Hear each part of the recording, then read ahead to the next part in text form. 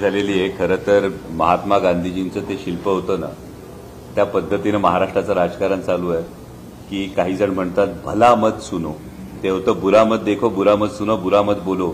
तशी आता परिस्थिती अशी झाली, भला मत देखो, भला मत सुनो और भला मत बोलो अशी परिस्थिती आहे। आता भला मत बोलो मध्ये त्यामुळे वेगवेगळी स्टेटमेंट्स येत राहतात काही लोकांकडून। जी स्टेटमेंट्स येत राहतात त्याला काही नियंत्रण राहत नाही। दुसरी महत्वाची गोष्ट अशी येते, भला मत सुनो, त्यामुळे अगदी ऑब्झर्व्हरमधून किंवा विवेकमधून सुद्धा टीका केली जाते। याचा अर्थ कोणीतरी म्हणतं भला मत सुनो, जे सांगतात ते सांगू देत नाहीत। आणि आता प्रदेशाध्यक्ष जयंत पाटील साहेबांनी ज्या आर्थिक परिस्थितीची जी घोषणा केली त्या पद्धतीनं काही जण डोळ्यावर हात धरून बसलेले आहेत की राज्य आर्थिकदृष्ट्या किती खाईत चाललेलं आहे हे न बघता रोज एका घोषणेची अंमलबजावणी किंवा घोषणा ही केली जाते, ती आहे की भला मत देखो।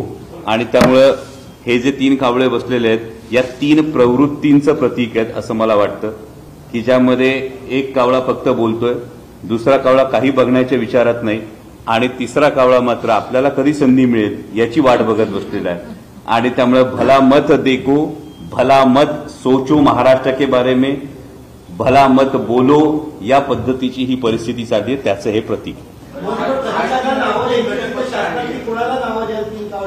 मला वाटतं आपण पत्रकारात मी तीन प्रवृत्तींसाठी जास्त महत्वाचं बोललो। या तीन प्रवृत्ती महाराष्ट्राच्या प्रगतीसाठी घातक आहेत। महाराष्ट्र जर आर्थिकदृष्ट्या खाईत केलं तर निवडणुका जिंकता येतील, पण आर्थिक नुकसान जर भरलं गेलं नाही आणि महाराष्ट्राचं जर आर्थिकदृष्ट्या कंबरडं मोडलं तर याचं दीर्घकालीन नुकसान महाराष्ट्रातल्या प्रत्येक जनतेतल्या प्रत्येक घटकाला भोगावं लागेल।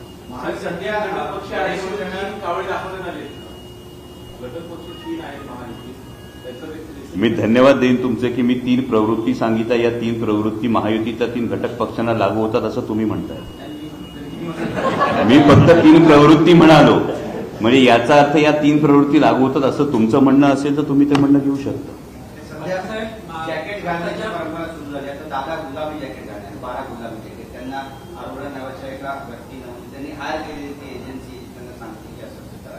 त्यामुळे तुम्ही सुद्धा अशा काही रंगाचा वापर करणार आहात का, किंवा हे जे सगळं तुम्ही केलं ते बनवून लावलंय हे तुम्हाला तुम्ही सांगितलंय? अंगावरच्या गुलाबी रंगापेक्षा, महाराष्ट्राच्या जनतेला गुलाबी स्वप्न दाखवण्यापेक्षा महाराष्ट्राच्या भविष्यामधला काळा रंग जो आहे तो हटवण्याकडे आम्हाला जास्त प्राधान्य द्यावंसं वाटतं।